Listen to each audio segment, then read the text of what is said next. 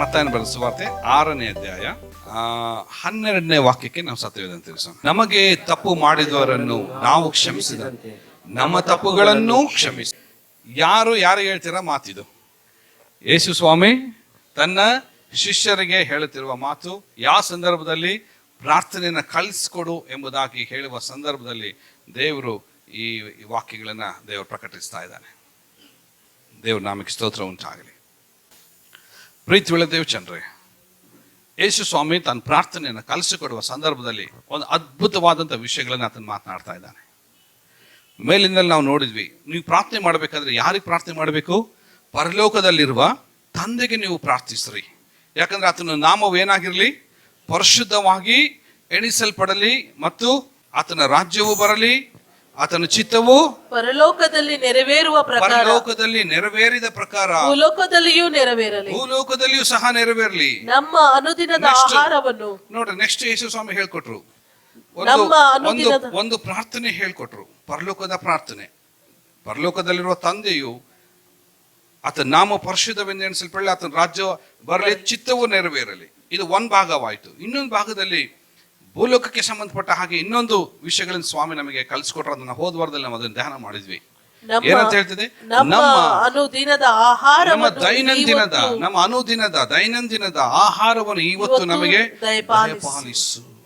ಅದನ್ನು ಹೇಳುವಾಗ ಈಗ ಪರಲೋಕದಲ್ಲಿರುವ ತಂದೆನೂ ನೋಡಿದ್ರಿ, ಆತನ ನಾಮ ಪರಿಶುದ್ಧವೆಂಬುದಾಗಿ ತಿಳಿದಿದೆ ಮತ್ತು ಆತನ ರಾಜ್ಯವು ಆತನ ಚಿತ್ತವು ಪರಲೋಕದಲ್ಲಿ ನೆರವೇರ ಪ್ರಕಾರ ಭೂಲೋಕದಲ್ಲೇ ನೆರವೇರಲಿ ಎಂಬುದಾಗಿ ಸ್ವಾಮಿ ಅದನ್ನು ಕಲಿಸ್ಕೊಟ್ರು. ಆಹಾರವನ್ನ ನೀನು ಊಟ ಮಾಡ್ತಾ ಇದೀಯಾ, ತಿಂತಾ ಇದೀಯಾ, ಅನುದಿನವೂ ದೇವರು ಹೊತ್ತಿಗೆ ಕರೆಕ್ಟಾಗಿ ಊಟವನ್ನು ಕೊಡ್ತಾ ಇದ್ದಾನೆ. ಅದ್ರ ಜೊತೆಗೆ ಇನ್ನೂ ಒಂದು ಪ್ರಾರ್ಥನೆಗೆ ಅಡ್ಡಿ ಆಗ್ತಾ ಇರುವಂತ, ಮನಸ್ಸಿಗೆ ನೆಮ್ಮದಿ ಕೊಡದೇ ಇರುವಂತ, ಎಲ್ಲೋ ಕಹಿಯಾದ ಭಾವನೆ ಹೃದಯದಲ್ಲಿ ಮನಸ್ಸಿನಲ್ಲಿ ಇದ್ದು ಕೆಲವು ಕಾಲ ಗಲಿಬಿಲಿಗಳಲ್ಲಿ ಕೆಲವು ಕಾಲ ಸಮಾಧಾನ ಇಲ್ಲದೆ ಇರುವಂತ ಪರಿಸ್ಥಿತಿಯಲ್ಲಿ ಇರುವುದನ್ನು ಗಮನಿಸಿದ ಸ್ವಾಮಿ ಹೇಳ್ಕೊಡ್ತಾ ಇದ್ದಾರೆ, ಏನೋ ಇನ್ನೊಂದು ಕೆಲಸ ನೀನು ಮಾಡಬೇಕಾಗಿದೆ, ಇನ್ನೊಂದು ಕೆಲಸ ಮಾಡಬೇಕಾಗಿದೆ. ದೇವರ ಸನ್ನಿಧಾನದಲ್ಲಿ ಹೋಗಿ, ಕರ್ತನೆ, ಯಾರನ್ನ ನಾನು ಕ್ಷಮಿಸಿ ನಾನು ಮರೆತು ಬಿಟ್ನೋ, ನನ್ನನ್ನು ಕೂಡ ನೀನೇನು ಮಾಡು, ಕ್ಷಮಿಸು. ದೇವರ ಹತ್ರ ಯಾವಾಗಲೂ ಕ್ಷಮಾಪಣೆಯನ್ನ ಬೇಡು. Hallelujah, hallelujah. ನಾನು ವರ್ಡ್ ಹೇಳಿದೆ, ದೇವರ ಹತ್ರ ಕ್ಷಮಾಪಣೆ ಬೇಡಬೇಕಾ, ತಂದೆ ಹತ್ರ ಕ್ಷಮಾಪಣೆ ಬೇಡಬೇಕಾ? ದೇವರ ತಂದೆನಾ? ಅಲ್ಲಿ ವಾಕ್ಯ ಏನ್ ಹೇಳ್ತಿದೆ ಮೇಲೆ? ತಂದೆ. ಹಲ್ಲೆಲೂಯ. ಆತನು ತಂದೆಯಾಗಿರುವ ದೇವರು, ಹೇಳ್ರಿ, ದೇವರಾಗಿರುವ ತಂದೆಯಾಗಿರುವ ಎರಡೂ ಆತನಾಗಿದ್ದಾನೆ. ಆತನು ದೇವರಾಗಿ ನಿನ್ನನ್ನು ಕರುಣಿಸಬಲ್ಲ, ದೇವರಾಗಿ ನಿನ್ನ ಕರುಣಿಸಬಲ್ಲ, ತಂದೆಯಾಗಿ ನಿನ್ನ ಕ್ಷಮಿಸಬಲ್ಲ. ಹಲ್ಲೆಲೂಯ. ಯಾಕೆ ಅಂದ್ರೆ ಇಲ್ಲಿ ತಂದೆಯ ಮಕ್ಕಳ ಸಂಬಂಧವನ್ನ ದೇವರು ತಂದುಕೊಡ್ತಾ ಇದ್ದಾರೆ. ಸ್ವಾಮಿ ಪ್ರಾರ್ಥನೆಯಲ್ಲಿ ಕಲಿಸ್ಕೊಡ್ಬೇಕಾದ್ರೆ ತಂದೆಯ ಮಕ್ಕಳ ಸಂಬಂಧವನ್ನ ಒಂದುಗೂಡಿಸ್ತಾ ಇದ್ದಾರೆ, ಸಂಬಂಧವನ್ನು ಒಂದುಗೂಡಿಸ್ತಾ ಇದ್ದಾರೆ. ನಿಜವಾಗಿ ನಾನು ಒಂದು ಮಾತು ಹೇಳ್ತೀನಿ, ಕೇಳಿಸ್ಕೊಡ್ರಿ, ಎಲ್ಲರೂ ಕೇಳಿಸ್ಕೊಡ್ರಿ. ತಂದೆಯಿಂದ ಕ್ಷಮಿಸಲ್ಪಡುವಷ್ಟು ಯೋಗ್ಯರ ನಾವು? ಒಂದು ಪ್ರಶ್ನೆನೇ ನಾನು ಕೇಳ್ತೀನಿ, ತಂದೆಯಿಂದ ಕ್ಷಮಿಸಲ್ಪಡುವಷ್ಟು ಯೋಗ್ಯರ ನಾವು? ಯೋಗ್ಯರ? ಯಾಕೆ ನಮ್ಮ ತಂದೆ ನಮ್ಮನ್ನು ಕ್ಷಮಿಸ್ಬೇಕ್ರಿ? ಅಂತ ಏನು ಒಳ್ಳೆ ಕಾರ್ಯಗಳು ನಮ್ಮಲ್ಲಿದೆ, ಯಾವ ಸಂಗತಿಗಳು ನಮ್ಮಲ್ಲಿದೆ? ಆದಾಮನಿಂದ ಬಂದಂತ ಏದೇನ್ ತೋಟದಿಂದ ಉಕ್ಕಿದ ಆ ಶಾಪವು ನಮ್ಮ ಒಳಗಡೆ ಬಂದು ಪಾಪವು ಕೊಡುವ ಸಂಬಳ ಏನಾಗಿದೆ? ಮರಣಕರವಾಗಿದೆ. ನಾವು ಮರಣಕರ ಪರಿಸ್ಥಿತಿಯಲ್ಲಿ ನಾವು ನಿಂತುಕೊಂಡಿದ್ದೇವೆ. ಕ್ಷಮಿಸಲ್ಪಡಲಿಕ್ಕೆ ಯಾವ ಯೋಗ್ಯತೆ ಕೂಡ ನಮ್ಮಲ್ಲಿಲ್ಲ. ಎಲ್ಲರೂ ಒಂದ್ಸರಿ ಹೇಳ್ರಿ ಜೋರಾಗಿ, ಆದಾಗ್ಯೂ. ಎಫೆಸ ಬರೆದ ಪತ್ರಿಕೆ 5ನೇ ಅಧ್ಯಾಯ 1ನೇ ವಾಕ್ಯ. ಎಫೆಷಿಯನ್ಸ್ ಚಾಪ್ಟರ್ 5:1. ದೇವರು ನಿಮಗೆ ಕ್ರಿಸ್ತನಲ್ಲಿ ಕ್ಷಮಿಸಿದನಲ್ಲ. ವಾಕ್ಯ ಹೇಳ್ತಿದೆ, ದೇವರು ನಿಮಗೆ ಕ್ರಿಸ್ತನಲ್ಲಿ ಕ್ಷಮಿಸಿದಾನಲ್ಲ. ನಾನೊಂದು ಮಾತು ಹೇಳಿದೆ, ನಾವು ಕ್ಷಮಾಪಣೆ ಹೊಂದಲಿಕ್ಕೆ ಯಾವ ಯೋಗ್ಯತೆಗಳು ನಮ್ಮಲ್ಲಿ ಇರಲಿಲ್ಲ ರೀ. ನಿಜವಾಗಿಯೂ ಆ ಕಳ್ಳ ಶಿಲುಬೆ ಮೇಲೆ ಇರುವಂತ ಪಕ್ಕದಲ್ಲಿ ಯೇಸುಸ್ವಾಮಿ ಜೊತೆಗಿದ್ದಂತ ಒಬ್ಬ ಕಳ್ಳ ಪ್ರಾರ್ಥಿಸ್ತಾನೆ, ನಮಗಾದರೂ ಸರಿಯಾದ ದಂಡನೆಯಲ್ಲಿ ನಾವಿದ್ದೇವೆ, ನಾವಾದರೂ ಸರಿಯಾದ ದಂಡನೆಯಲ್ಲಿ ನಾವಿದೆ. ಕರೆಕ್ಟ್, ನಾವಾದರೂ ಸರಿಯಾದ ದಂಡನೆ ಇವತ್ತು ನಾವು ಅನುಭವಿಸ್ಬೇಕಾಗಿತ್ತು. ನಮ್ಮ ಪಿತೃಗಳು ಮಾಡಿದಂಥ ಅಕ್ರಮಗಳು, ದೋಷಗಳು, ಅದು ನಮ್ಮ ತಲೆ ಮೇಲೆ ಬಂದು ನಿಜವಾಗಿಯೂ ನಾವು ದಂಡನೆಗೆ ಯೋಗ್ಯರೇ ಆಗಿದ್ವಿ. ಆದಾಗ್ಯೂ ಎಫೆಸ ಬರೆದ ಪತ್ರಿಕೆಯಲ್ಲಿ ಪೌಲನ್ ಬರಿತಾ ಇದ್ದಾನೆ, ನಮ್ಮನ್ನು ನೋಡ್ಬೇಕಾದ್ರೆ, okay praise the lord, okay look at here, ಇಬ್ರು ಬನ್ರಿ ಇಲ್ಲಿ. ತಂದೆಯು ನೋಡ್ಬೇಕಾದ್ರೆ ಯಾವ ಕ್ಷಮಾಪಣೆ ಹೊಂದಲಿಕ್ಕೆ ಯೋಗ್ಯನಲ್ಲ. ಎಷ್ಟು 100% ಇದನ್ನ ನಾವು ರಿಜೆಕ್ಟ್ ಮಾಡ್ತಾ ಇದ್ದೀವಿ ಅಂದ್ರೆ,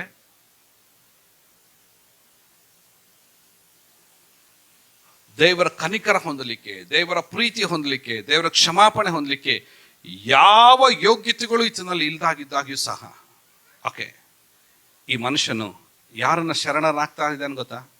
ಓಕೆ, ಯೇಸುವಿಗೆ ಶರಣರಾಗ್ತಾ ಇದ್ದಾನೆ. ದೇವರ ಯೋಜನೆಯಲ್ಲಿ ದೇವರು ತನ್ನ ಮಗನಾದ ಯೇಸುವನ್ನು ಕಳಿಸಿಕೊಡ್ಬೇಕಾದ್ರೆ ಇವರಿಬ್ರು ಒಂದಾಗ್ತಾ ಇದ್ದಾರೆ. ಇಬ್ರು ಒಂದಾಗ್ರಿ, ನೋಡೋಣ ಹೆಂಗ ಒಂದಾಗ್ತೀವಿ, ಅಂದಮೇಲೆ ಕೈ ಹಾಕು. ಇವರಿಬ್ರು ಒಂದು ಯಾವಾಗಾದ್ರೂ ತನ್ನ ಮಗನ ಮುಖವನ್ನು ನೋಡ್ಬೇಕಾದ್ರೆ, ಹಲ್ಲೆಲೂಯಾ, ದೇವರು ತನ್ನ ಮಗನ ಮುಖವನ್ನು ನೋಡುವಾಗ ಆತನ ಹಿಂದೆ ಯಾವ ಪಾಪಗಳು ಕಾಣಿಸ್ಲಿಲ್ಲ ರೀ, ಯಾವ ಪಾಪಗಳು ಕೂಡ ದೇವರಿಗೆ ಕಾಣಿಸ್ಲಿಲ್ಲ. ಆತನ ನೋಡಿದ್ದಷ್ಟೇ, ಓಕೆ ನನ್ನ ಮುಖ ನೋಡಿ, ನೀನು ಅವನ ಹಿಂದೆ ಹೋಗು, ಕಮ್ ಕಮ್. ಮಗನ ಮುಖವನ್ನು ಮಾತ್ರ ನೋಡಿದ್ದೇನಷ್ಟೇ, ಅವನ ಹಿಂದ್ಗಡೆ ಇರುವಂಥ ಯಾವ ಪಾಪವೂ ಕೂಡ ಕಾಣಲಿಲ್ಲ. ಯಾಕಂದ್ರೆ ಎಲ್ಲ ಪಾಪಗಳನ್ನ ಕ್ಷಮಿಸ್ಲಿಕ್ಕೆ ಆತನು ಶಿಲುಬೆ ಮೇಲೆ ಬಲಿಯಾಗಿದ್ದಾನೆ. ಹಲ್ಲೆಲೂಯಾ, ಆತನು ಶಿಲುಬೆ ಮೇಲೆ ಬಲಿಯಾಗಿ ನೋಡ್ಬೇಕಾದ್ರೆ ಯೇಸು ತಂದೆಯ ಕ್ಷಮಾಪಣೆಯನ್ನ ತನ್ನ ಹೃದಯದಿಂದ ಕದ್ದು, ಹೃದಯದಿಂದ ಕಿತ್ತು, ವಾವ್, ದೇವರ ಮನಸ್ಸನ್ನೇ ಕರಗಿಸಿ, ಹಲ್ಲೆಲೂಯಾ, ಕ್ರಿಸ್ತನ ಮೂಲಕವಾಗಿ ಕ್ರಿಸ್ತನನ್ನು ಅಪ್ಪಿಕೊಳ್ಳುವಾಗ ಯಾರನ್ನು ಅಪ್ಪಿಕೊಂಡಿದ್ದಾನೀಗ? ಎಲ್ಲರನ್ನ ದೇವರೇನು ಮಾಡಿದ್ದಾನೀಗ? ಅಪ್ಪಿಕೊಂಡಿದ್ದಾನೆ, ಒಚ್ಚಾಗಿ ಅಪ್ಪಿಕೊಂಡಿದ್ದಾನೆ. ಇದಕ್ಕೆ ಮಧ್ಯೆ ಬಂದಿದೆ ಯಾವುದು? ಶಿಲುಬೆ. ಆ ಶಿಲುಬೆಯ ಮರಣ ಎಂಬುದು ಒಂದೇ ಒಂದು ಸಂಗತಿ, ನಮ್ಮನ್ನೆಲ್ಲರನ್ನು ಕ್ಷಮಿಸುವ ದೇವರ ಕೃಪೆಯಾಗಿದೆ. Hallelujah, hallelujah. ಈಗ ಸ್ವಾಮಿ ಏನ್ ಮಾಡಿದ್ರು ಗೊತ್ತಾ? ಇವಾಗ ಯೇಸು ಸ್ವಾಮಿ ತನ್ನ ಮರಣವನ್ನ ಹೊಂದಿ ಪುನರುತ್ಥಾನವಾಗಬೇಕಾದ್ರೆ ಯಾರನ್ನು ಮುಂದೆ ನಿಲ್ಲಿಸಿದ್ದಾರೆ? ಈಗ ಪ್ರತಿಯೊಬ್ಬ ಮನುಷ್ಯರನ್ನು ಮುಂದೆ ನಿಲ್ಲಿಸಿದ್ದಾರೆ. ನನ್ನ ಕಡೆ ಎಲ್ಲರನ್ನು ಮುಂದೆ ನಿಲ್ಲಿಸಿದ್ದಾರೆ. ಆತನ ತಂದು ನಮ್ಮನ್ನ ತಂದೆಗೆ ಹೃದಯಕ್ಕೆ ಅಪ್ಪಿಸ್ಬಿಟ್ಟಿದ್ದಾನೆ. ಕರ್ಕೊಂಬ ಮುಂದೆ ದಬ್ಬ ಅವನಿಗೆ ಹಾಕ್ ಮಾಡಿ ನನ್ನ ತಂದೆಯನ್ನು ಹಾಪಿದಾನ್ರಿ. ಹಲ್ಲೆಲೂಯಾ. ಕ್ಷಮಾಪಣೆ ಹೊಂದಲಿಕ್ಕೆ ಅಯೋಗ್ಯರಾಗಿರುವ ಪರಿಸ್ಥಿತಿಯಲ್ಲಿ ಕ್ರಿಸ್ತನು ಮರಣ ಹೊಂದೋದ್ರ ಮೂಲಕವಾಗಿ ಕ್ರಿಸ್ತನಲ್ಲಿ ನಮ್ಮನ್ನೆಲ್ಲರನ್ನ ಕ್ಷಮಿಸಿ ಇವತ್ತು ತಂದೆ ಅಪ್ಪಿಕೊಂಡಿದ್ದಾನೆ, ನಮ್ಮನ್ನೆಲ್ಲರನ್ನ ಅಪ್ಪಿಕೊಂಡಿದ್ದಾನೆ. ಎಲ್ಲರೆಡೆ ನಾನು ಕ್ಷಮಿಸಲ್ಪಟ್ಟವನು. ನಿಮ್ಮ ಪಕ್ಕದಲ್ಲಿ ನೋಡಿ, ನೀವು ಕ್ಷಮಿಸಲ್ಪಟ್ಟವರು, ಕ್ರಿಸ್ತನಲ್ಲಿ ನೀವು ಕ್ಷಮಿಸಲ್ಪಟ್ಟಿದ್ದೀರಿ. ಹಲ್ಲೆಲೂಯಾ. ಯಾವ ಮನುಷ್ಯರಲ್ಲಿಯೂ ಅಲ್ಲ, ಯಾವ ಪ್ರವಾದಿಗಳಲ್ಲಿಯೂ ಅಲ್ಲ, ಯಾವ ಯಾಜಕರಲ್ಲಿಯೂ ಅಲ್ಲ, ಯಾವ ಪೂಜಾರಿಗಳಲ್ಲಿ ಅಲ್ಲ, ಯಾವ ಮಠ ಮಂದಿರಗಳಲ್ಲಿ ಅಲ್ಲ, ಯಾವ ಸ್ವಾಮೀಜಿಗಳಲ್ಲಿಯೂ ನಾವು ಕ್ಷಮಿಸಲ್ಪಡಲಿಲ್ಲ. ಯಾವ ಬಿಳಿ ಡ್ರೆಸ್ ಹಾಕೊಂಡಿರುವ ಢಣ್ಣನ ಗಂಟೆ ಹೊಡೆಯುವಂತ ಯಾವರಲ್ಲಿಯೂ ಕೂಡ ಏನಾಗ್ಲಿಲ್ಲ, ನಾವು ಕ್ಷಮಿಸಲ್ಪಡಲಿಲ್ಲ. ಯಾವ ವಸ್ತುವಿಂದ ನಾವು ಕ್ಷಮಿಸಲ್ಪಡಲಿಲ್ಲ, ಯಾವ ಕುರಿ ಕೋಣ ಬಲಿ ಕೊಡುವುದರ ಮೂಲಕವಾಗಿ ನಾವು ಕ್ಷಮಿಸಲ್ಪಡಲಿಲ್ಲ. ಬಿಕಾಸ್ ಆಫ್ ಕ್ರಿಸ್ತನ ಮರಣದಿಂದಲೇ ಮಾತ್ರ ನಾವು ಕ್ಷಮಿಸಲ್ಪಟ್ಟಿದ್ದೇವೆ. ಆಮೆನ್. ಯೇಸುವಿನ ಮರಣದ ಮೂಲಕವಾಗಿಯೇ ನಾವು ಕ್ಷಮಿಸಲ್ಪಟ್ಟಿದ್ದೇವೆ. Hallelujah, hallelujah. ಒಂದ್ಸರಿ ಕೈಗಳ ಮೇಲೆ ಕೆತ್ತನೆ, ಎರಡು ಕೈಗಳನ್ನ, ಸ್ವಾಮಿ ನಿನ್ನ ಶಿಲುಬೆಯ ಮರಣದ ಕ್ಷಮಾಪಣೆಗೋಸ್ಕರ ನಾವು ಸ್ತೋತ್ರ ಸ್ತೋತ್ರ ಸ್ತೋತ್ರ ಎಂಬುದಾಗಿ ಹೇಳ್ತಾ ಇದ್ದೇವೆ ಎಂಬುದಾಗಿ ಹೇಳೋಣ. ಒಂದನೇ ಯೇಸುವಿನ ನಾಮದಲ್ಲಿ ತಂದೆಯೇ, ಆಮೇನ್. ಹಲ್ಲೆಲೂಯಾ. Thank you. ಕೂತ್ಕೊಳ್ರಿ, ಕೂತ್ಕೊಳ್ರಿ, ಕೂತ್ಕೊಳ್ರಿ. Thank you Jesus, thank you Lord, thank you. ಯೇಸು ಸ್ವಾಮಿ ಶಿಲುಬೆ ಮೇಲೆ ಇರ್ಬೇಕಾದ್ರೆ ಮೊದಲನೇ ಮಾತು ಏನ್ ಮಾತಾಡಿದ್ರು? ತಂದೆಯೇ, ವಾವ್, ಇವರೇನು ಮಾಡುತ್ತಿರುವರು, ಇವರನ್ನು ಆ ಕ್ಷಮಾಪಣೆಯನ್ನು ಸ್ವಾಮಿ ತನ್ನ ಬೆಲೆಯನ್ನು ಕೊಟ್ಟು, ತನ್ನ ರಕ್ತವನ್ನು ಸುರಿಸಿ, ತನ್ನ ದೇಹವನ್ನು ಯಜ್ಞಾರ್ಪಿತನಾಗಿ ಅರ್ಪಿಸಿ ಆ ತಂದೆ ಕ್ಷಮಾಪಣೆಯನ್ನು ತೆಗೆದುಕೊಂಡು ಬಂದು ಇವತ್ತು ದೇವರು ಕೊಟ್ಟಿದ್ದಾನ್ರಿ ನಮಗೆ. ಆ ಕ್ಷಮಾಪಣೆ ಇವತ್ತು ಹೊಂದಲಿಕ್ಕೆ ಯಾವ ಜನ, ಕುಲ, ಭಾಷೆ, ಜನಾಂಗದವರಾದರೂ ಸಹ ಯೇಸುವಿನ ಬಳಿಗೆ ಬರುವಾಗ, ಸ್ವಾಮಿಯ ಬಳಿಗೆ ಬರುವಾಗ, ಆ ಶಿಲುಬೆಯ ಮರಣವನ್ನು ನಂಬುವಾಗ, ಅದನ್ನು ಒಪ್ಪಿಕೊಳ್ಳುವಾಗ, ಅರಿಕೆ ಮಾಡುವಾಗ ದೇವರ ಕ್ಷಮಾಪಣೆಯನ್ನು ಆತನು ಹೊಂದಲಿಕ್ಕೆ ಶಕ್ತನಾಗಿದ್ದಾನೆ. ಯಾವ ಕ್ಷಮಾಪಣೆ? ಪೂರ್ವ ಕಾಲದಿಂದ ಬಂದಂತ ಜನ್ಮತ ಪಾಪ, ಕರ್ಮತ ಪಾಪ, ಎರಡೂ ಪಾಪಗಳಿಂದ ಕ್ಷಮಾಪಣೆ ಹೊಂದಲಿಕ್ಕೆ ನಮ್ಮ ದೇವರು ಶಕ್ತನಾಗಿದ್ದಾನೆ. ಆಮೆನ್. ಕೊಡ್ಲಿಕ್ಕೆ ದೇವರು ಶಕ್ತನಾಗಿದ್ದಾನೆ. ಎಂದೆಂದಿಗೂ ಆತ ನಮಗೆ ಕ್ಷಮಿಸುವುದಕ್ಕೋಸ್ಕರವೇ ಆತನ ತನ್ನ ಮಂದಿರದಲ್ಲಿ ಆತನಿದ್ದಾನೆ. ನಮ್ಮನ್ನೆಲ್ಲರನ್ನು ಮೊದಲನೇದಾಗಿ ದೇವರು ಪ್ರೀತಿಸಿದ್ದಾನೆ. ಆಮೆನ್. ಹಲ್ಲೆಲೂಯಾ. ಸೇ ಹಲ್ಲೆಲೂಯಾ. ನಮ್ಮೆಲ್ಲ ಅಪರಾಧಗಳನ್ನು ದೇವರು ಏನ್ ಮಾಡಿದ್ದಾನೆ. ಕೀರ್ತನೆ 103ನೇ ಕೀರ್ತನೆ 3ನೇ ವಾಕ್ಯ ಬರೆಯುವಾಗ ಎಷ್ಟು ಬ್ಯೂಟಿಫುಲ್ ಆಗಿರುವಂತ ಒಂದು ಮಾತಲ್ಲಿದೆ ನೋಡ್ರಿ. ಕೀರ್ತನೆಗಳಲ್ಲಿ 103ನೇ ಕೀರ್ತನೆ 3ನೇ ವಾಕ್ಯ. ಆತನು ನಿನ್ನ ಎಲ್ಲಾ ಅಪರಾಧಗಳನ್ನು ಕ್ಷಮಿಸುವವನು. ಆತ ನೋಡ್ರಿ, ದೇವ್ರು ಯಾರಾಗಿದ್ದಾನೆ.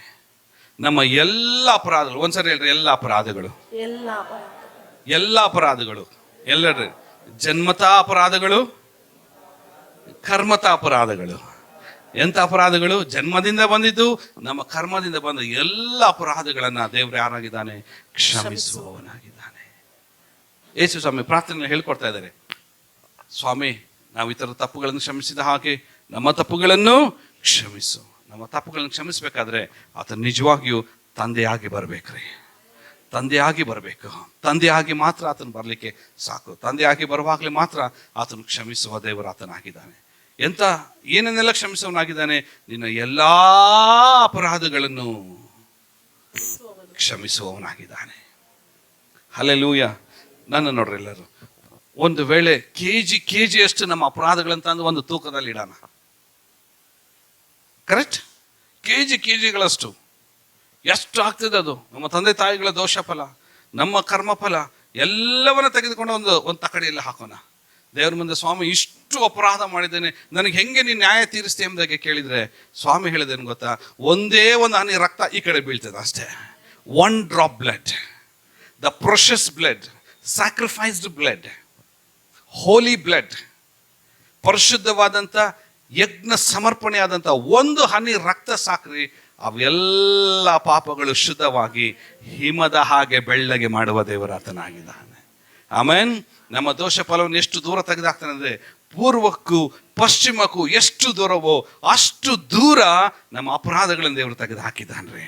ಅಂದ್ರೆ ದಟ್ ಮೀನ್ಸ್ ಅದ ಅರ್ಥ ಏನಂದ್ರೆ, ಅಷ್ಟು ಇತ್ತು ನಮಗೆ, ಅದು ಅಷ್ಟೂನು ಕೂಡ ದೇವರು ಕ್ಷಮಿಸಿ ಈ ಭೂಮಿಯ ಮೇಲೆ ಆಕಾಶ ಎಷ್ಟು ಉನ್ನತವಾಗಿದೆಯೋ ಅಷ್ಟು ಉನ್ನತವಾಗಿ ತನ್ನ ಕೃಪೆಯನ್ನು ಸುರಿಸುವ ದೇವರಾತನಾಗಿದ್ದಾನೆ. ಆಮೆನ್. ಎಲ್ಲರೂ ಹೇಳ್ರಿ, ಪ್ರೀತಿಸುವ ದೇವರು, ಒಪ್ಪಿಕೊಳ್ಳುವ ದೇವರು, ಕ್ಷಮಿಸುವ ದೇವರು, ಅಪ್ಪಿಕೊಳ್ಳುವ ದೇವರು. ವಾವ್. ಬರೀ ಕ್ಷಮಿಸಿ ಆಯ್ತು ಕ್ಷಮಿಸಿದೇನು ರೈಟ್ ಹೇಳಂತ ದೇವರು ಕಳಿಸೋದಿಲ್ಲ. ನಮ್ಮ ದೇವರು ಅಪ್ಪಿಕೊಳ್ಳುವ ದೇವರಾಗಿದ್ದಾನೆ. ಎಷ್ಟು ಜನ ನಂಬ್ತೀರಿ ದೇವರು ಅಪ್ಪಿಕೊಳ್ತಾನೆ? ಎಷ್ಟು ಜನ ನಂಬ್ತೀರಿ ದೇವರು ಅಪ್ಪಿಕೊಂಡು ಬರೀ ಅಪ್ಪಿಕೊಳ್ಳೋದಷ್ಟೇ ಇಲ್ಲ, ಮುದ್ದಿಡ್ತಾನೆ. ಬರೀ ಮುದ್ದಿಡೋದಷ್ಟೇ ಅಲ್ಲದೆ ಓಕೆ ಹೊಸ ಬಟ್ಟೆಗಳನ್ನು ಹಾಕಿ ಉಂಗುರವನ್ನು ತೊಡಿಸಿ ಸಂತೋಷ ಪಡುವ ದೇವರಾಗಿದ್ದಾನೆ. ಯಾಕೆ ದೇವರು ಸಂತೋಷ ಪಡ್ತಾನೆ? ಯಾಕೆ ದೇವರು ಎಲ್ಲಿ ಸಂತೋಷ ಪಡ್ತಾನೆ? ಕೀರ್ತನೆ Psalms 51 verse 16 and 17 ಹೋದ್ರೆ, ನಿನಗೆ ಯಜ್ಞಗಳಲ್ಲಿ ಅಪೇಕ್ಷೆ ಇಲ್ಲ, ಯಜ್ಞಗಳಲ್ಲಿ ನಿನಗೆ ಅಪೇಕ್ಷೆ ಇಲ್ಲ, ಇದ್ದರೆ ಸಮರ್ಪಿಸೇನು, ಸರ್ವಾಂಗ ಹೋಮಗಳಲ್ಲಿ ನಿನಗೆ ಸಂತೋಷವಿಲ್ಲ, ಸರ್ವಾಂಗ ಹೋಮಗಳನ್ನ ನನಗೆ ಸಮರ್ಪಿಸಿದ್ರೆ ಅದರಲ್ಲೂ ನಿನಗೆ ಸಂತೋಷವಿಲ್ಲ. ಕುಗ್ಗಿದ ಮನಸ್ಸೇ ದೇವರಿಗೆ ಇಷ್ಟ ಯಜ್ಞ, ಕುಗ್ಗಿದ ಮನಸ್ಸೇ ದೇವರಿಗೆ ಇಷ್ಟವಾದ ಯಜ್ಞ. ದೇವರೇ ಪಶ್ಚಾತ್ತಾಪದಿಂದ ಜಜ್ಜಿ ಹೋದ ಮನಸ್ಸನ್ನು ನೀನು ತಿರಸ್ಕರಿಸುವುದಿಲ್ಲ. Wow, praise the Lord. ಕೈಗಳನ್ನ ದೇವರಿಗೆ ಸ್ತೋತ್ರ. ಹಲ್ಲೆಲೂಯಾ. ವಾಕ್ಯ ಹೇಳ್ತಿದೆ ನೋಡ್ರಿ, ಜಜ್ಜಿ ಹೋದ ಮನಸ್ಸನ್ನ ದೇವರು ತಿರಸ್ಕರಿಸುವುದಿಲ್ಲ. ಕ್ಷಮಾಪಣೆ ಹೊಂದಲಿಕ್ಕೆ ಬೇಕಾದ ಅರ್ಹತೆ ಏನು? What is the quality? ಏನದು? ರಿಪೆಂಟೆನ್ಸ್, ಪಶ್ಚಾತ್ತಾಪದಿಂದ ದೇವರ ಸನ್ನಿಧಾನಕ್ಕೆ ಬರಬೇಕಾದ್ರೆ, ಸ್ವಾಮಿ ನಾನು ಮಾಡಿದಂಥ ಎಲ್ಲ ಅಕ್ರಮಗಳು ದೋಷ ಫಲಗಳು ನಿನ್ನ ಮುಂದೆ ಬಟ್ಟ ಬಯಲಾಗಿದೆ ಕರ್ತನೆ, ಇವತ್ತು ನನ್ನನ್ನು ನಾನು ತಗ್ಗಿಸಿಕೊಳ್ತೇನೆ, ಇವತ್ತು ನಾನು ಮುರಿದುಕೊಳ್ತೇನೆ, ಇವತ್ತು ನಿನ್ನ ಮುಂದೆ ಕರ್ತನೆ ನಾನು ಒಪ್ಪಿಕೊಳ್ತೇನೆ, ನನ್ನ ಎಲ್ಲಾ ದೋಷ ಅಕ್ರಮಗಳನ್ನ ನಿನ್ನ ಮುಂದೆ ಒಪ್ಪಿಕೊಳ್ತೇನೆ ಎಂಬುದಾಗಿ ಹೇಳುವಾಗಲೇ ನಮ್ಮ ಜಜ್ಜುವಾದ ಮನಸ್ಸನ್ನು ಆತನ ಏನ್ ಮಾಡೋದಿಲ್ಲ? ತಿರಸ್ಕರಿಸುವುದಿಲ್ಲ. ಎಲ್ಲರ ತಿರಸ್ಕಾರ ಮಾಡದ ದೇವರು. ವಾ, ಹಲ್ಲೆಲೂಯಾ. ವಾಕ್ಯ ಹೇಳ್ತದೆ, ಜಜ್ಜುವಾದ ಮನಸ್ಸನ್ನು ಆತನ ಏನ್ ಮಾಡೋದಿಲ್ಲ? ತಿರಸ್ಕಾರ ಮಾಡುವುದಿಲ್ಲ ಎಂಬುದಾಗಿ ಹೇಳ್ತದೆ. ಲೂಕನ ಬರೆದ ಸುವಾರ್ತೆ 18ನೇ ಅಧ್ಯಾಯದಲ್ಲಿ ಬರ್ಬೇಕಾದ್ರೆ ಇಲ್ಲಿ ಒಬ್ಬ ಸುಂಕದವನು ನೋಡ್ರಿ ಏನು ಹೊಂದಿದ್ದಾನೆ ಅವನು. 13ನೇ ವಾಕ್ಯ ಓದ್ರಿ ಲೂಕನ ಬರೆದ ಸುವಾರ್ತೆ 18ನೇ ಅಧ್ಯಾಯ. ಆದರೆ ಆ ಸುಂಕದವನು ದೂರದಲ್ಲಿ ನಿಂತು, ನೋಡ್ರಿ ಹೆಂಗೆ ದೇವರು ಅದನ್ನ ಆ ಪಶ್ಚಾತ್ತಾಪದಿಂದ ಜಜ್ಜಿ ಹೋದ ಮನಸ್ಸನ್ನ ದೇವರು ಹೆಂಗೆ ಅದನ್ನು ಅಕ್ಸೆಪ್ಟ್ ಮಾಡ್ಕೊಳ್ತಾ ಇದ್ದಾರೆ. ಇಲ್ಲಿ ಒಬ್ಬ ಸುಂಕದವನಿದ್ದಾನೆ, ಟ್ಯಾಕ್ಸ್ ಕಲೆಕ್ಟರ್ ಇದ್ದಾನೆ, ತಾನು ಪಾಪಿ ಎಂಬುದಾಗಿ ಒಪ್ಪಿಕೊಂಡು ದೇವರ ಸನ್ನಿಧಾನದಲ್ಲಿ ಬಂದಿದ್ದಾನೆ. ದೂರದಲ್ಲಿ ಆ ಪಾಪಿಯಾದಂತ ಆ ಸುಂಕದವನ ನಿಂತ್ಕೊಂಡು ಏನಂತ ಹೇಳ್ತಾ ಇದ್ದಾನೆ ಅವನು? ಆಕಾಶದ ಕಡೆಗೆ ಕಣ್ಣೆತ್ತಿ ನೋಡುವುದಕ್ಕೂ ಮನಸ್ಸಿಲ್ಲದೆ, ಆಕಾಶದ ಕಡೆಗೆ ಕಣ್ಣೆತ್ತಿ ನೋಡುವುದಕ್ಕೂ ಮನಸ್ಸಿಲ್ಲದೆ ಎದೆಯನ್ನು ಬಡುಕೊಳ್ಳುತ್ತಾ, ಹೆಂಗಂತೆ ಹೇಳ್ಬೇಕೆಲ್ಲರು ಹೆಂಗೆ? ಎದೆಯನ್ನು ಬಡ್ಕೊಳ್ಳುತ್ತಾ, ದೇವರೇ ದೇವರೇ ಪಾಪಿಯಾದ ನನ್ನನ್ನು ಕರುಣಿಸು ಅಂದನು. ಪಾಪಿಯಾದ ನನ್ನನ್ನು ಕರುಣಿಸು ಎಂಬುದಾಗಿ ಆತನು ಹೇಳಿದ್ನಂತೆ. ವಾ, ಒಂದು ವರ್ಡ್ ಹೇಳ್ದ ಅಷ್ಟೇ. ಆದ್ರೆ ಪರಿಸಾಯನ ಏನ್ ಮಾಡ್ದಂತೆ? ದೇವರೇ, ಈ ಸುಂಕದವನಂತೆ ನಾನಲ್ಲ, ನಾನೇನ್ ಮಾಡ್ತೀನಿ? ಉಪವಾಸ ಪ್ರಾರ್ಥನೆ ಮಾಡ್ತೀನಿ, ಕಾಣಿಕೆ ಕೊಡ್ತೀನಿ, ಓಕೆ, ವಾರಕ್ಕೆ 2 ಸಾರಿ ಉಪವಾಸ ಮಾಡ್ತೀನಿ, ಎಲ್ಲ ಮಾಡ್ತಾ ಇದ್ದೀನಿ ನಾನು, ಓಕೆ, ನಿನಗೆ ಸ್ತೋತ್ರ ಅಂತ ಹೇಳ್ದ. ಆದ್ರೆ ಇನ್ನೊಬ್ಬನು ಇದಾನಲ್ಲಿ, ಸುಂಕದವನಾದಂತ, ಅಂದ್ರೆ ಟ್ಯಾಕ್ಸ್ ಕಲೆಕ್ಟ್ ಮಾಡ್ತಾ ಇದ್ದಂತ. ಆ ಕಾಲದಲ್ಲಿ ಸುಂಕದವರನ್ನ ಹೇಟ್ ಮಾಡ್ತಾ ಇದ್ರು ಜನರು. ಅವ್ರ ಪಾಪಿಗಳೆಂಬುದಾಗಿ ನಮ್ಮ ಅಕ್ರಮವಾಗಿ ಕಿತ್ಕೊಂಡು ಪಾಪದ ಫಲವನ್ನು ತಿಂತಾ ಇದೆ ಎಂಬುದಾಗಿ ಹೇಳಿಕೊಳ್ಳುವ ಜನರಾಗಿದ್ದಾರೆ. Price the lord. ಆ ಕಾಲದಲ್ಲಿ ಅದು ಅವ್ರ ಹತ್ರ ಇದ್ದಿದ್ದ ಹಣ, ಅದು ಒಂದು ದೋಷದ ಹಣ, ಅದು ದೋಷದ ಹಣ. ಅದಕ್ಕೆ ಅವ್ರನ್ನ ಪಾಪಿ ಎಂಬುದಾಗಿ ಅನಿಸ್ತಾ ಇದ್ರು. ಈಗ ಈ ಮನುಷ್ಯ ದೂರದಲ್ಲಿ ನಿಂತ್ಕೊಂಡು ತನ್ನನ್ನು ತಾನು ತಗ್ಗಿಸಿಕೊಂಡು ಕುಗ್ಗಿಸಲ್ಪಟ್ಟು ಅವನ ಹೃದಯ, ಅವನ ಮನಸ್ಸು ಎಲ್ಲವನ್ನ ದೇವರ ಮುಂದೆ ಬಟ್ಟ ಬಯಲಾಗಿ ಹೊಯ್ದು ಬಿಟ್ಟು ತನ್ನ ಎದೆಯನ್ನು ಬಡ್ಕೊಳ್ಳುತ್ತಾ ಆತನು ಒಂದೇ ಒಂದು ಮಾತು ಹೇಳ್ದ ಅಷ್ಟೇ, ಪಾಪಿಯಾದ ನನ್ನನ್ನು ಕರುಣಿಸು. ಹಲ್ಲೆಲೂಯ. ಪಾಪಿಯಾದ ನನ್ನನ್ನು ಕರುಣಿಸು ಎಂಬುದಾಗಿ. ಅದೇ ಲೂಕನ್ ಬರೆದ ಸುವಾರ್ತೆ 15 ಅಧ್ಯಾಯಕ್ಕೆ ಬನ್ರಿ. 15ನೇ ಅಧ್ಯಾಯ. ಇಲ್ಲೊಬ್ಬ ಮಗ ಇದ್ದಾನೆ. ಅವನು ತಪ್ಪಿ ಹೋದ ಮಗ, ರಾಡಿಕಲ್ ಸನ್, ತಪ್ಪಿ ಹೋಗಿದ್ದಾನೆ. ಅಪ್ಪ ಪರಲೋಕಕ್ಕೆ ವಿರೋಧವಾಗಿಯೂ ಅವನು ತಿರುಗಿ ತಂದೆ ಬಳಿಗೆ ಬರಬೇಕಾದ್ರೆ ತಪ್ಪಿ ಹೋಗಿ ಎಲ್ಲವನ್ನ ಆಸ್ತಿಯವನ್ನ ಕಳ್ಕೊಂಡು ಪಟಿಂಗನಾಗಿ ಜೀವಿಸಿ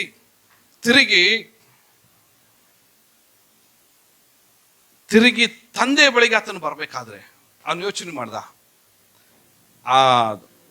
ನನ್ನ ತಂದೆ ಮನೆಗೆ ನಾನು ಎದ್ದು ಹೋಗ್ಬೇಕು, ನಾನು ಅಷ್ಟೇ. ತಂದೆ ನನ್ನ ಕ್ಷಮಿಸಿದಾದ್ರೂ ಕ್ಷಮಿಸ್ಲಿ, ಬಿಟ್ಟಾರೋ ಬಿಡ್ಲಿ, ಹೋಗ್ಲಿ, ಅಟ್ಲೀಸ್ಟ್ ಅವನ ಆಳುಗಳಲ್ಲಿ ನನ್ನನ್ನಾದ್ರೂ ಒಬ್ಬನಾಗಿ ಸೇರಿಸಿಕೊಳ್ಳಿ. ಮಗನಾಗಿ ಉಳಿಲಿಕ್ಕೆ ಯಾವ ಯೋಗ್ಯತೆ ಈಗ ನನ್ನಲ್ಲಿ ಇರಲಿಲ್ಲ. ಯಾಕಂದ್ರೆ ತಂದೆಯಿಂದ ನನ್ನ ಆಸ್ತಿಯನ್ನು ನಾನು ಕಿತ್ಕೊಂಡು ಹೋಗಿ ನನ್ನ ಫ್ರೆಂಡ್ಸ್ ಜೊತೆಗೆ ತಿಂದು ಉಂಡು ಕುಡಿದು ಮಜಾ ಮಾಡಿ ಎಲ್ಲ ಆಸ್ತಿಯನ್ನು ಕಳ್ಕೊಂಡು ಇವತ್ತು ಹಂದಿಗಳು ತಿನ್ನುವ ಆಹಾರವನ್ನು ತಿನ್ನುತ್ತಾ ಎಲ್ಲೋ ಹಂದಿಗಳನ್ನು ಮೇಯಿಸ್ಕೊಂಡು ಬಿದ್ದಿರೋದಕ್ಕಿಂತ ನನ್ನ ತಂದೆ ಮನೇಲಿ ಹೋಗಿ ಒಬ್ಬ ಆಳಾಗಿ ನಾನು ಬದುಕ್ತೀನಿ ಅಷ್ಟೇ. ಮಗನಾಗಿ ಬದುಕುವ ಎಲ್ಲ ಯೋಗ್ಯತೆ ನಾನು ಕಳ್ಕೊಂಡು ಬಿಟ್ಟಿದ್ದೇನೆ. ಆತನು ತಿರುಗಿ ಆ ಪಶ್ಚಾತ್ತಾಪದ ಹೃದಯದಿಂದ ತಂದೆಯ ಬಳಿಗೆ ಆತನು ಓಡಿ ಬರ್ತಾ ಇದ್ದಾನೆ. ದೂರದಲ್ಲೇ ತಂದೆಯು ತನ್ನ ಮಗನನ್ನ ಎದುರು ನೋಡಿ, ಓ ನನ್ನ ಮಗ ಬರ್ತಾ ಇದ್ದಾನೆ. ಆ ಮಗನ ಓಡಿ ಬರುವಾಗ ಏನಂತ ಹೇಳ್ತಾ ಇದ್ದಾನೆ ಅವನು?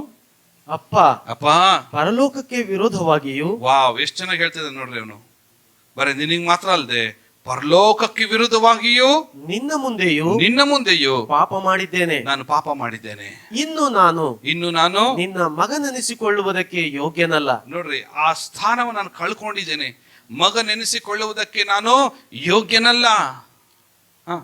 ನನ್ನನ್ನು ನಿನ್ನ ಕೂಲಿ ಆಳುಗಳಲ್ಲಿ ಒಬ್ಬನಂತೆ ಮಾಡು ಎಂದು ಹೇಳುವೆನು ಅಂದುಕೊಂಡು ಎದ್ದು ತನ್ನ ತಂದೆಯ ಕಡೆಗೆ ಬಂದನು. ಸಾಕು, ಹಲ್ಲೆಲೂಯ. ಆದ್ರೆ ತಂದೆ ಏನ್ ಮಾಡ್ದ? ಕೆಳಗೆ ವಾಕ್ಯ ಓದು. ಅದ್ರ ತಂದೆ ಆತನಿಗೆ ಏನ್ ಮಾಡ್ತಾ ಇದ್ದಾನೆ? ತಂದೆಯು ಅವನು ಇನ್ನೂ ದೂರದಲ್ಲಿರುವಾಗಲೇ ಅವನ ತಂದೆಯು ಅವನನ್ನು ಕಂಡು ಕನಿಕರಪಟ್ಟು ಓಡಿ ಬಂದು ಅವನ ಕೊರಳನ್ನು ಅಪ್ಪಿಕೊಂಡು ಅವನಿಗೆ ಬಹಳವಾಗಿ ಮುದ್ದಿಟ್ಟನು. ಅವನಿಗೆ ಬಹಳವಾಗಿ ಎಲ್ಲರ ಕನಿಕರಪಟ್ಟು ಜೋರ ಕನಿಕರಪಟ್ಟು. ಆ ಕನಿಕರ ಎಲ್ಲಿಂದ ಬಂತು? ಅವನ ತಂದೆ ಹೃದಯದಲ್ಲಿ ಕನಿಕರ ಯಾವಾಗ ಬಂತು ಹೇಳ್ರಿ ನೋಡೋಣ. ಯಾವಾಗ ಅವನಿಗೆ ಕನಿಕರ ಬಂತು ಗೊತ್ತಾ? ನಾನು ಪರಲೋಕಕ್ಕೆ ವಿರೋಧವಾಗಿ, ತಂದೆ ವಿರೋಧವಾಗಿ ನಾನು ಏನ್ ಮಾಡಿದ್ದೇನೆ? ಪಾಪ ಮಾಡಿದ್ದೇನೆ ಎಂಬ ಪಾಪದ ಪಶ್ಚಾತ್ತಾಪ. ನಾನು ಪಾಪಿ ಎಂಬುದಾಗಿ ಅವನು ಯಾವಾಗ ಒಪ್ಕೊಂಡ್ನೋ, ನಾನು ಪಾಪಿ ಎಂಬುದಾಗಿ ಯಾವಾಗ ಒಪ್ಕೊಂಡ್ನೋ, ದೂರದಲ್ಲಿ ಇರ್ಬೇಕಾದ್ರೆ, ಇವ್ರು ಹೇಳ್ದಂಗೆ ದೂರದಲ್ಲಿ ಇರ್ಬೇಕಾದ್ರೆ ಪಾಪಿ ಎಂಬುದಾಗಿ ಯಾವಾಗ ಒಪ್ಕೊಂಡ್ನೋ, ಇಲ್ಲಿ ಈ ಮನಸ್ಸು ಪಾಪದ ಪಶ್ಚಾತ್ತಾಪದಿಂದ ಉಕ್ಕುತ್ತಾ ಇದೆ, ಅಲ್ಲಿ ತಂದೆ ಹೃದಯ ಕನಿಕರದಿಂದ ತುಂಬ್ತಾ ಇದೆ. ಓ ಹಲ್ಲೆಲೂಯ. ದಟ್ ಮೀನ್ಸ್ ಅದ ಅರ್ಥ ಏನಂದ್ರೆ ಎಲ್ಲರೂ ಕೇಳಿಸ್ಕೊಡ್ರಿ, ಇಲ್ಲಿ ನಾವು ಮೊಣಕಾಲೂರಿ ನಮ್ಮ ಪಾಪದ ಪಶ್ಚಾತ್ತಾಪಕ್ಕೆ ನಾವು ಪಡುವಾಗ ಪರಲೋಕದ ತಂದೆ ಹೃದಯ ಕನಿಕರದಿಂದ ತುಂಬಿದ್ದಾರೆ. ಆಮೆನ್. ಅಲ್ಲಿ ಆತನ ಕನಿಕರ ತುಂಬಿತು. ಅವನು ತಿರುಗಿ ಬರಲಿಕ್ಕೆ ಕಾರಣ ಏನು? ಇದೆರಡು ಕಾರಣ. ಒಂದು, ಅವನ ಪಾಪದ ಪಶ್ಚಾತ್ತಾಪವು ಅವನ ಹಿಂತಿರುಗಿ ಬರಲಿಕ್ಕೆ ಕಾರಣವಾಯಿತು. ಆ ಪಾಪದ ಪಶ್ಚಾತ್ತಾಪ ತಂದೆಯ ಕನಿಕರವು ಅವನನ್ನು ಎಳೆಯಿತು. ತಂದೆಯ ಕನಿಕರವು ಆ ಮಗನನ್ನ ಎಳೆಯಿತು. ಅವನಷ್ಟು ದೂರ ಇದ್ದು ಸಹ ತೊಂದರೆ ಇಲ್ಲ, ಬಹುದೂರ ದೇಶಕ್ಕೂ ಆತನು ಹೋಗಿದ್ನಲ್ಲ, ಅಲ್ಲಿಂದ ಅವನ ಕನಿಕರ ಎಳೀತು. ಇದು ಆತ್ಮಿಕವಾಗಿ ಇದು ಕನೆಕ್ಷನ್ ಆಗುತ್ತೆ. ಕನಿಕರ ಯಾವಾಗಲೂ ಪಶ್ಚಾತ್ತಾಪವನ್ನು ಆಕರ್ಷಿಸುವಂಥದ್ದಾಗಿದೆ. ಆಮೆನ್. ಕನಿಕರವು ಪಶ್ಚಾತ್ತಾಪವನ್ನು ಆಕರ್ಷಿಸಿ ತಂದೆಯ ಸಂಬಂಧವನ್ನು ತಿರುಗಿ ಕೊಡುವಂಥದ್ದಾಗಿದೆ. ಅವನೇನು ಮಾಡಿದಂತೆ, ಅವನು ನೋಡ್ರಿ ಯಾವ ಪರಿಸ್ಥಿತಿಯಲ್ಲಿ ಇದ್ದಾನೆ ಮಗ, ಹೆಂಗ್ ಬಂದಿದ್ದಾನೆ ಗೊತ್ತಾ? ಅವನು ಗಲೀಜಾಗಿ ಬಂದಿದ್ದಾನ್ರಿ ಅವನು. ಆದರೆ ತಂದೆಯು ಓಡಿ ಬಂದು ಅವನನ್ನು ಅಪ್ಪಿ ತಪ್ಪಿ ಎಷ್ಟು ಮುತ್ತು ಕೊಟ್ಟನಂತೆ. ಅವನಿಗೆ ಬಹಳವಾಗಿ ಆತನಿಗೆ ಮುದ್ದಿಟ್ನಂತೆ. ಇವನಿಗೆ ಸ್ನಾನ ಮಾಡಿಸ್ರಿ, ಹೊಸ ಬಟ್ಟೆ ಹಾಕ್ರಿ, ಕೈಗೆ ಉಂಗುರವನ್ನ ಓಕೆ ಹಾಕ್ರಿ, ಒಳ್ಳೇದು ಮಾಂಸ ಕಡ್ದು ಓಕೆ ಲೆಟ್ಸ್ ಸೆಲೆಬ್ರೇಟ್. ನನ್ನ ಮಗ ಕಳೆದು ಹೋಗಿದ್ದ, ಈಗ ಸಿಕ್ಕಿದ್ದಾನೆ. ಎಲ್ಲರೂ ನನ್ನ ಮಗ ಕಳೆದು ಹೋಗಿದ್ದಾನೆ, ಈಗ ತಿರುಗಿ ನನಗೇನಾಗಿದ್ದಾನೆ, ಸಿಕ್ಕಿದ್ದಾನೆ. ಔತಣ ಮಾಡೋಣ. ಇದೆಲ್ಲದಕ್ಕೂ ಈ ಔತಣಕ್ಕೆ ಕಾರಣ ಏನು ಗೊತ್ತಾ? ಎರಡೇ ಎರಡು ಕಾರಣ. ಒಂದು ಪಶ್ಚಾತ್ತಾಪ, ಇನ್ನೊಂದು ಕನಿಕರ. ಇನ್ನೊಂದು ಪಶ್ಚಾತ್ತಾಪ, ಇನ್ನೊಂದು ಕ್ಷಮಾಪಣೆ, ಅದು ಕನಿಕರ. ಇದೆರಡು ಮುಖ್ಯವಾದ ಕಾರಣವಾಯಿತು. Hallelujah, hallelujah. ಅದೇ ಲೂಕನ್ ಬರೆದ ಸುವಾರ್ತೆಯಲ್ಲಿ ಇನ್ನೊಂದು ಸ್ಟೋರಿ ಇದೆ ನೋಡ್ರಿ. 7ನೇ ಅಧ್ಯಾಯಕ್ಕೆ ಬನ್ರಿ. ಈಗ 40ನೇ ವಾಕ್ಯಕ್ಕೆ ಬನ್ರಿ. 40ನೇ ವಾಕ್ಯದಿಂದ ಓದ್ತಾ ಬನ್ರಿ. ಅದೇ ಲೂಕನ್ ಬರೆದ ಸುವಾರ್ತೆ 7ನೇ ಅಧ್ಯಾಯಕ್ಕೆ ಬನ್ರಿ. ಕಮಾನ್. ಅದಕ್ಕೆ ಯೇಸು, ಸೀಮೋನನೇ, ನಾನು ನಿನಗೆ ಹೇಳಬೇಕಾದ ಒಂದು ಅಂದಾಗ ಅವನು, ಬೋಧಕನೇ, ಹೇಳು ಅಂದನು. ಆಗ ಯೇಸು, ಒಬ್ಬ ಸಾಹುಕಾರನಿಗೆ 2 ಸಾಲುಗಾರರಿದ್ದರು. ಒಬ್ಬನು 500 ಹಣ ಕೊಡಬೇಕಾಗಿತ್ತು, ಮತ್ತೊಬ್ಬನು 50 ಹಣ ಕೊಡಬೇಕಾಗಿತ್ತು. ತೀರಿಸುವುದಕ್ಕೆ ಅವನಿಗೆ ಗತಿ ಇಲ್ಲದಿದ್ದರಿಂದ ಆ 2 ಸಾಲವನ್ನು ಬಿಟ್ಟನು. ಹಾಗಾದರೆ ಅವರೆಲ್ಲ ಯಾವನು ಆ ಸಾಹುಕಾರನಿಗೆ ಹೆಚ್ಚಾಗಿ ಪ್ರೀತಿಸಾನು ಎಂದು ಕೇಳಿದಕ್ಕೆ ಸೀಮೋನನು, ಯಾವನಿಗೆ ಹೆಚ್ಚಾಗಿ ಬಿಟ್ಟಾನೋ ಅವನೇ ಎಂದು ಭಾವಿಸುತ್ತೇನೆ ಅಂದನು. ಯೇಸು ಅವನಿಗೆ, ನೀನು ಸರಿಯಾಗಿ ತೀರ್ಪು ಮಾಡಿದ್ದಿ ಎಂದು ಹೇಳಿ ಆ ಹೆಂಗಸಿನ ಕಡೆಗೆ ತಿರುಗಿಕೊಂಡು ಸೀಮೋನನಿಗೆ ಹೇಳಿದ್ದೇನೆಂದರೆ, ಈ ಹೆಂಗಸನ್ನು ನೋಡಿದೀಯಾ? ನಾನು ನಿನ್ನ ಮನೆಗೆ ಬಂದಾಗ ನೀನು ನನ್ನ ಕಾಲಿಗೆ ನೀರು ಕೊಡಲಿಲ್ಲ. ಇವಳಾದರೂ ನನ್ನ ಕಾಲುಗಳನ್ನು ಕಣ್ಣೀರಿನಿಂದ ತ್ಯಾವ ಮಾಡಿ ತನ್ನ ತಲೆಯ ಕೂದಲಿನಿಂದ ಒರೆಸಿದಳು. ನೀನು ನನಗೆ ಮುದ್ದಿಡಲಿಲ್ಲ. ಇವಳಾದರೂ ನಾನು ಒಳಗೆ ಬಂದಾಗಿನಿಂದ ನನ್ನ ಕಾಲಿಗೆ ಮುದ್ದಿಡುವುದನ್ನು ಬಿಟ್ಟಿಲ್ಲ. ನೀನು ನನ್ನ ತಲೆಗೆ ಎಣ್ಣೆಯನ್ನು ಹಚ್ಚಲಿಲ್ಲ. ಇವಳಾದರೂ ಸುಗಂಧ ತೈಲವನ್ನು ಕಾಲಿಗೆ ಹಚ್ಚಿದಳು. ಹೀಗಿರಲು ನಾನು ಹೇಳುವ ಮಾತೇನೆಂದರೆ, ಇವಳ ಪಾಪಗಳು ಬಹಳವಾಗಿದ್ದರೂ ಅವು ಕ್ಷಮಿಸಲ್ಪಟ್ಟಿವೆ. ಎಲ್ಲರೂ ಒಂದ್ಸರಿ ಹೇಳ್ರಿ, ಇವಳ ಪಾಪಗಳು ಬಹಳವಾಗಿದ್ದರೂ ಏನಾಗಿತ್ತಂತೆ? ಅದು ಕ್ಷಮಿಸಲ್ಪಟ್ಟಿವೆ. ಯಾವಾಗ ಸ್ವಾಮಿ ಪಾದಕ್ಕೆ ಬಂದು ನಾವು ಸಮರ್ಪಿಸಿಕೊಳ್ತೇವೋ, ಆ ಪಾದ ಮುಟ್ಟುವಾಗಲೇ ನಾವೇನ್ ಮುಟ್ತಾ ಇದ್ದೇವೆ ಗೊತ್ತಾ? ದೇವರ ಹೃದಯದಲ್ಲಿರುವ ಕನಿಕರವನ್ನು ನಾವು ಮುಟ್ಟುವ. Praise the lord. ನನ್ನ ನೋಡ್ರಿ, ನಮ್ಗೆಲ್ಲರಿಗೂ ಎಕ್ಸ್ಪೀರಿಯನ್ಸ್ ಆಗಿದೆ ರೀ. ನಮ್ಗೆಲ್ಲರಿಗೂ ಎಕ್ಸ್ಪೀರಿಯನ್ಸ್. ನನ್ನ ಮಗನೋ ಮಗಳೋ ಏನೋ ತಪ್ಪು ಮಾಡಿದ್ರು, ಭಯಂಕರವಾದ ತಪ್ಪು ಮಾಡಿದ್ರು. ಆ ಪಾಪವು ತಂದೆಯ ಮಕ್ಕಳ ಸಂಬಂಧವನ್ನು ದೂರ ಮಾಡ್ತು. ಆದರೆ ಪಶ್ಚಾತ್ತಾಪವು ತಂದೆ ಬಳಿಗೆ ಬರುವ ಹಾಗೆ ಮಾಡ್ತು. ಈಗ ಪಶ್ಚಾತ್ತಾಪದಿಂದ ಬರಬೇಕು, ಬಂತಷ್ಟೇ. ಈಗ ತಂದೆಯ ಕನಿಕರವನ್ನು ಟಚ್ ಮಾಡಬೇಕಾದ್ರೆ ಅವಳು, ನನ್ನ ಮಗ ಬಂದು ನನ್ನ ಕಾಲನ್ನು ಮುಟ್ಟು, ಡ್ಯಾಡಿ ಐ ಆಮ್ ಸಾರಿ ಎಂಬುದಾಗ ಒಂದು ಮಾತು ಹೇಳ್ಬಿಟ್ರೆ ಸಾಕು, ನನ್ನ ಹೃದಯನ ಟಚ್ ಮಾಡ್ತಾರೆ ಅವರು. ಹೃದಯದ ಒಳಗಡೆ ಇರುವ ಕನಿಕರವನ್ನು ಟಚ್ ಮಾಡ್ತಾರೆ ಅವರು. ಆ ಕನಿಕರ ನನ್ನ ದೇಹವನ್ನೆಲ್ಲ ಚಿಂಬಿಡ್ತಿದೆ. ಅದು ಮಕ್ಕಳನ್ನು ಎತ್ತಿ ಗಟ್ಟಿಯಾಗಿ ಅಪ್ಪಿಕೊಂಡು ಮುತ್ಕೊಟ್ಟು, ನಾನು ನಿನ್ನ ಕ್ಷಮಿಸಿದ್ದೇನೆ, ಇನ್ನೊಂದ್ಸಾರಿ ಇಂಥ ಪಾಪ ಮಾಡಬೇಡ. ಹಲ್ಲೆಲೂಯ. ಇದೇನಾಗಿತ್ತು? ಅವಳು ಕ್ಲಿಯರ್ ಆದ್ಲು ಮನಸ್ಸಿನಲ್ಲಿ, ನಾನು ಕ್ಲಿಯರ್ ಆದೆ. ಮಕ್ಕಳು ಕ್ಲಿಯರ್ ಆದ್ರು, ತಂದೆನೂ ಕ್ಲಿಯರ್ ಆದ. ಆ ಟೆನ್ಷನ್ ಇಂದ ಹೊರಗಡೆ ಬಂದ್ಬಿಟ್ರು. ಈ ಪಾಪ ಮಾಡಿ ಎಲ್ಲಿ ಇವರು ನಾಶನ ಆಗ್ಬಿಡ್ತಾರೋ ಎಂಬುವ ಆತಂಕ ನನ್ನೊಳಗಡೆನೂ ಇತ್ತು. ಓಕೆ, ನಾನು ಇದನ್ನೆಲ್ಲ ತಂದೆ ಪ್ರೀತಿಯನ್ನು ಕಳ್ಕೊಂಡ್ಬಿಟ್ಟೆ, ನಾನು ಇನ್ಯಾಕೆ ಬದುಕಬೇಕೆಂಬುವ ಆತಂಕನೂ ಮಕ್ಕಳಲ್ಲಿತ್ತು. ಅದು ಎರಡನ್ನ ಜೋಡಿಸಿದ್ದು ಎರಡೇ ಎರಡು, ಒಂದು ಪಶ್ಚಾತ್ತಾಪ, ಇನ್ನೊಂದು ದೇವರ ಕನಿಕರ. ಅದೆರಡು ಅದನ್ನು ಜೋಡಿಸ್ತು. ತಂದು ಆ ಸ್ತ್ರೀ ಬಂದು ತಾನು ಮಾಡಿದ ಎಲ್ಲ ವ್ಯಭಿಚಾರದಿಂದ ಅವಳಿಗೆ ಬೇಸತ್ತು ಹೋಗಿ, ಸಾಕಾಗಿ ಹೋಗಿ, ಒಂದು ಜೀವನ ನಾನು ಜೀವಿಸ್ಬೇಕು, ಅದು ಪರಿಶುದ್ಧವಾದಂಥ ಜೀವನ ಜೀವಿಸ್ಬೇಕು. ಆ ಪರಿಶುದ್ಧವಾದ ಜೀವನ ಸಿಗೋದು ಬೇರೆ ಎಲ್ಲಿ ಸಿಗೋದಿಲ್ಲ, ಅದು ಯೇಸುವಿನ ಪಾದದಲ್ಲಿದೆ ಎಂಬುದಾಗಿ ನೆನೆಸಿ ಸುಗಂಧ ತೈಲವನ್ನು ತೆಗೆದುಕೊಂಡು ಬಂದು ಸ್ವಾಮಿ ಕಾಲಿಗೆ ಹಾಕಿ ತನ್ನ ಕಣ್ಣೀರಿಂದ ತಲೆ ಕೂದಲವನ್ನು ಒರೆಸಿ ಸ್ವಾಮಿಯನ್ನು ಮುದ್ದಿಡ್ತಾ ಇದ್ದಾಳೆ. ಸ್ವಾಮಿ ನನಗೆ ಅದು ಅರ್ಥ ಏನಂದ್ರೆ, ಹೇಳ್ಕೊಳ್ಳಿಕ್ಕಾಗದೆ ತನ್ನ ಹೃದಯದಲ್ಲಿ ಕ್ಷಮಾಪಣೆನ ಹೊಂದುತ್ತಾ ಇದ್ದಾಳೆ. ತನ್ನ ಹೃದಯದಲ್ಲಿ ಕ್ಷಮಾಪಣೆ ಹೊಂದುತ್ತಾ ದೇವರ ಹೃದಯದಲ್ಲಿರುವ ಕನಿಕರವನ್ನು ಟಚ್ ಮಾಡ್ತಾ ಇದ್ದಾಳೆ ಅವಳು. ಹಲ್ಲೆಲೂಯಾ. ದೇವರ ಹೃದಯದ ಕನಿಕರ ಟಚ್ ಮಾಡಿದ ತಕ್ಷಣ ಸ್ವಾಮಿ ಬಾಯಿಂದ ಇವಳ ಪಾಪಗಳು ಬಹಳವಾಗಿದ್ರು ಕ್ಷಮಿಸಲ್ಪಟ್ಟಿವೆ. ಡಿಕ್ಲರೇಷನ್, ಎಲ್ಲರಲ್ಲಿ ಡಿಕ್ಲರೇಷನ್, ಕಂಪ್ಲೀಟ್ ಡಿಕ್ಲರೇಷನ್ ಸಿಗ್ತಾ ಇದೆ. ಕ್ಷಮಾಪಣೆ ನಿಶ್ಚಯತೆ ಅವಳು ಹೊಂದಿಕೊಳ್ತಾ ಇದ್ದಾಳೆ. Amen, hallelujah. ಸುಂಕದವನು ತನ್ನ ಕ್ಷಮಾಪಣೆ ನಿಶ್ಚಯತೆಯನ್ನು ಹೊಂದಿದ್ದಾನೆ. ತಪ್ಪಿ ಹೋದ ಮಗನು ಕ್ಷಮಾಪಣೆ ನಿಶ್ಚಯತೆ ಹೊಂದಿದ್ದಾನೆ. ಈ ಸ್ತ್ರೀ ಸಹ ಕ್ಷಮಾಪಣೆ ನಿಶ್ಚಯತೆಯನ್ನು ಆತಳು ಹೊಂದಿದ್ದಾಳೆ. ಅದಕ್ಕೆ ಸ್ವಾಮಿ ಪರ್ವತ ಪ್ರಸಂಗದಲ್ಲಿ ಹೇಳ್ಬೇಕಾದ್ರೆ ಹೇಳ್ತಾರೆ, ಲೂಕನ ಬರೆದ ಸುವಾರ್ತೆ 11ನೇ ಅಧ್ಯಾಯ 4ನೇ ವಾಕ್ಯಕ್ಕೆ ಬನ್ರಿ. 11ನೇ ಅಧ್ಯಾಯ 4ನೇ ವಾಕ್ಯ. ನಮಗೆ ತಪ್ಪು ಮಾಡಿರುವ ಪ್ರತಿಯೊಬ್ಬನನ್ನು ನಾವು ಕ್ಷಮಿಸುತ್ತೇವಾದುದರಿಂದ, ನಮಗೆ ತಪ್ಪು ಮಾಡಿರುವ ಪ್ರತಿಯೊಬ್ಬರು ನಾವು ಕ್ಷಮಿಸುತ್ತೇವಾದುದರಿಂದ ನಮ್ಮ ಪಾಪಗಳನ್ನು ಕ್ಷಮಿಸು, ನಮ್ಮ ಪಾಪಗಳನ್ನು ಕ್ಷಮಿಸು.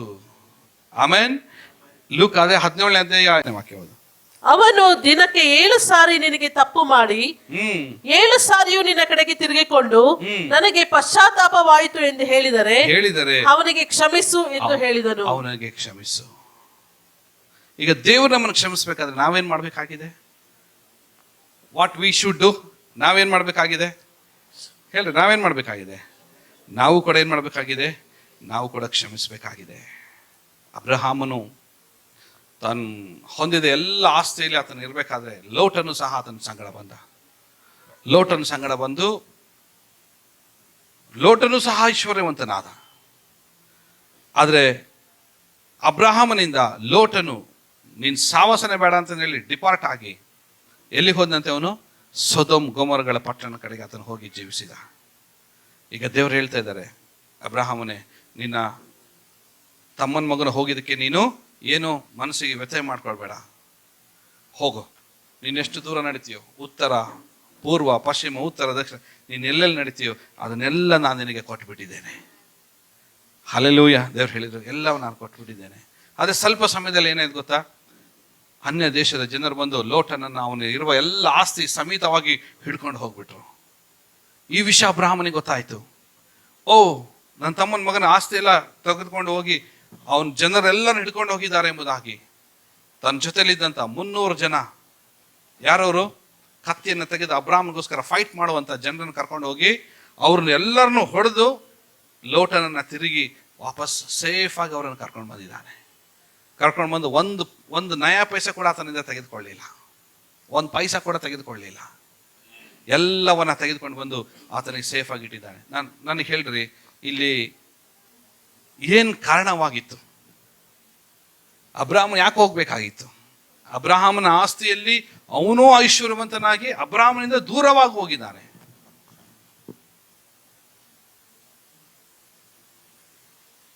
ಅವರಿಬ್ರು ಸಂಬಂಧವನ್ನು ಬೆರೆಸಿದೆ ಏನು ಗೊತ್ತಾ? ಕ್ಷಮಾಪಣೆ. ಹಲ್ಲೆಲೂಯಾ. ಪಶ್ಚಾತ್ತಾಪ ಮತ್ತು ಕ್ಷಮಾಪಣೆ. ಹಲ್ಲೆಲೂಯಾ. ಆ ಕ್ಷಮಿಸಿದ್ದರಿಂದ, ತನ್ನ ತಮ್ಮನ ಮಗನನ್ನ ಕ್ಷಮಿಸಿದ್ದರಿಂದ ಆತನ ತಿರುಗಿ ಹೋಗಿ ಅವನನ್ನ ಸೇಫ್ ಆಗಿ ಬಿಡಿಸ್ಕೊಂಡ್ ಬಂದ. ಈಗ ಏನ್ ಮಾಡ್ದ ಗೊತ್ತಾ? ಮತ್ತೆ ತಿರುಗಿ ಅವನ ತನ್ನ ಬಳಿಗೆ ಕಳ್ಸ್ಕೊಳ್ಳಿಲ್ಲ, ಅವನಿಗೊಂದು ಚಾಯ್ಸ್ ಕೊಟ್ಟ. ಈಗ ನೀನು ಎಲ್ಲಿರ್ತೀಯ? ಅಲ್ಲಿ ಇಂಟ್ರಕ್ಷನ್ ಆಗಿರ್ಬೋದು. ಕೇಳ್ರಿ, ನನಗೆ ಕೇಳ್ರಿ, ಅಬ್ರಹಾಮನ ತಿರುಗಿ ಕೇಳಿರ್ಬೋದು, ನನ್ನ ಜೊತೆಗೆ ಬರ್ತೀಯಾ, ಹೋಗ್ತೀಯಾ? ಅವ್ನು ಡಿಸೈಡ್ ಮಾಡಿರ್ಬೋದು, ಇಲ್ಲ, ಮತ್ತು ನಾನು ವಾಪಸ್ ಎಲ್ಲಿಗೆ ಹೋಗ್ತೀನಿ? ಸೊದೋಮ್ ಗೊಮೋರ ಪಟ್ಟಣಕ್ಕೆ ಹೋಗ್ತೀನಿ. ಈಗ ಟಾಟಾ ಬಾಬಾಯ್. ತಿರುಗಿ ಅಲ್ಲಿ ಹೋದ. Forgive and forget. ಕ್ಷಮಿಸಿಬಿಟ್ಟು ಮರ್ತು ಬಿಟ್ಬಿಟ್ಟ ಅಷ್ಟೇ. ಮರ್ತು ಬಿಟ್ನಾ? ಮರ್ತು ಬಿಡ್ಲಿಲ್ಲ ರೀ, ಆಕ್ಚುಲಿ ಮರ್ತು ಬಿಡ್ಲಿಲ್ಲ.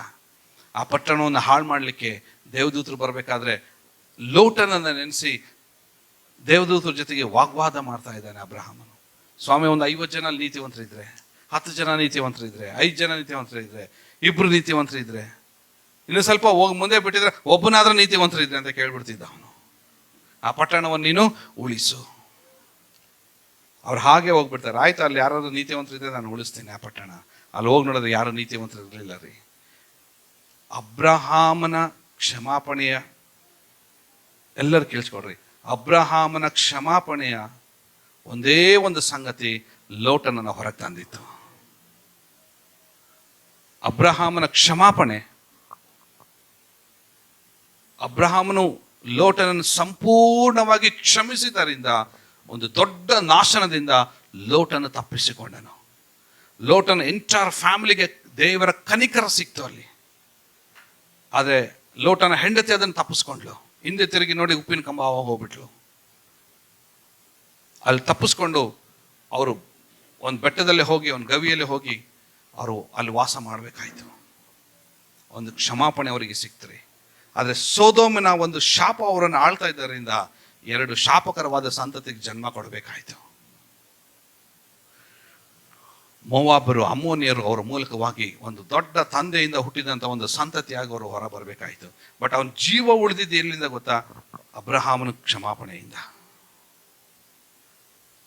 Hallelujah, hallelujah. ಇವತ್ತೇ ನೀವು ಯಾರಿಗಾದ್ರೂ ಕ್ಷಮಾಪಣೆ ಕೇಳೋದಿದ್ರೆ ಕೇಳ್ಬಿಡ್ರಿ. ಇಲ್ಲಾಂದ್ರೆ ಅದು ನಿಮ್ಮ ಮನಸ್ಸನ್ನ ಹಾಗೆ ಬಹಳ ಸಮಯ ತನಕ ನಿಮ್ಮ ಮನಸ್ಸು ಹಾಗೇ ನಿಮ್ಮನ್ನು ಚುಚ್ಚುತ್ತಾನೆ ಇರ್ತದೆ. ಓಕೆ, ಫಾರ್ ಎಕ್ಸಾಂಪಲ್, ಇವನಿಗೆ ನಾನು ಕ್ಷಮಿಸ್ಬೇಕಂತ ಹೇಳಿದ್ರೆ ನಾನು ಕ್ಷಮಿಸಿ ಸುಮ್ಮನೆ ಬಿಟ್ಬಿಡ್ರಿ. ಅವನು ನನ್ನ ಕನಿಕರ ಟಚ್ ಮಾಡ್ಬೇಕಾದ್ರೆ, ಅವನು ಪಶ್ಚಾತ್ತಾಪ ಪಟ್ಟು ತಿರುಗಿ ಬರ್ಬೇಕಾದ್ರೆ ಅವನೇನು ಟಚ್ ಮಾಡ್ತಾನೆ ಗೊತ್ತಾ? ತಂದೆ ಹೃದಯದಲ್ಲಿರುವಂಥ ಕನಿಕರವನ್ನ ಟಚ್ ಮಾಡ್ತಾನೆ. ಹಲ್ಲೆಲೂಯ. ಆ ಕನಿಕರ ಏನ್ ಮಾಡ್ತಿದೆ ಹೇಳ್ರಿ? ಟಚ್ ಮಾಡಿದ ತಕ್ಷಣ ಆಕ್ಷನಲ್ ಆಗಿ ಬಂದು ಅಪ್ಪಿಕೊಂಡು ಮುದ್ದಿಟ್ಟು, ತಪ್ಪಿ ಹೋದ ಮಗನು ಈಗ ನನಗೆ ಸಿಕ್ಕಿದ್ದಾನೆ, ಸಂತೋಷ ಪಡೋಣ.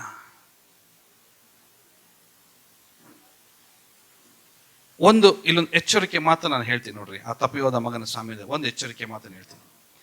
ಎಲ್ಲರೂ ಕೇಳಿಸ್ಕೊಡ್ರಿ. ಇಲ್ಲಿದ್ದೀರಾ? ಕೈಗಳನ್ನೇ ಹೇಳ್ರಿ. ಹಲ್ಲೆಲೂಯ.